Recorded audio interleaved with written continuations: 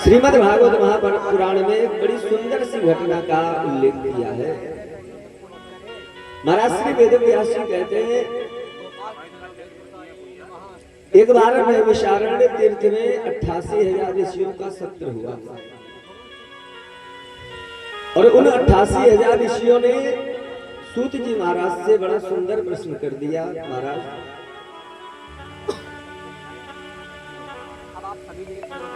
आप तो सर्व ज्ञाता है, समस्त पुराणों का अध्ययन किया है आपने, समस्त पुराणों के ज्ञाता हैं।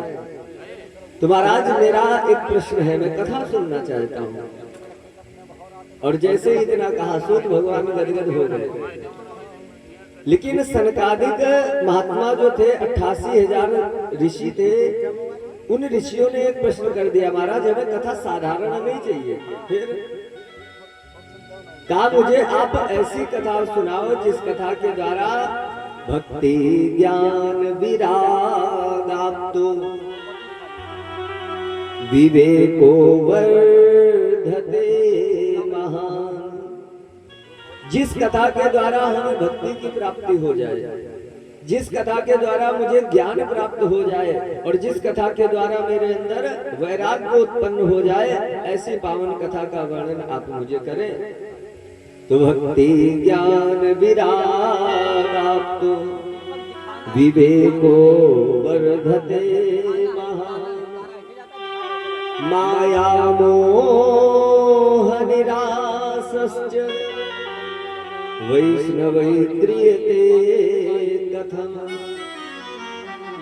महाराज, जिस कथा के द्वारा हमारे अंदर भक्ति ज्ञान वैराग्य आ जाए, मैं माया मोह से दूर हो जाऊं,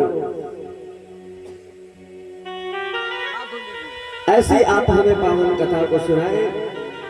भक्ति ज्ञान वैराग्य का प्रश्न हुआ तो महाराज श्री सूत जी गदगद हो गए और कहा, एकदा हि विशालायां चत्वारिः ऋषयो मलाला। एक बार विशालायाम, विशालायाम कहते हैं बद्री विशाल को। बद्री विशाल जिसको हम लोग अपनी भाषा में बद्री नारायण कहते हैं।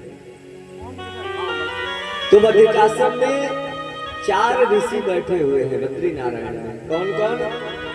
सनत, सनंदन, सनातन और सनत कुमार।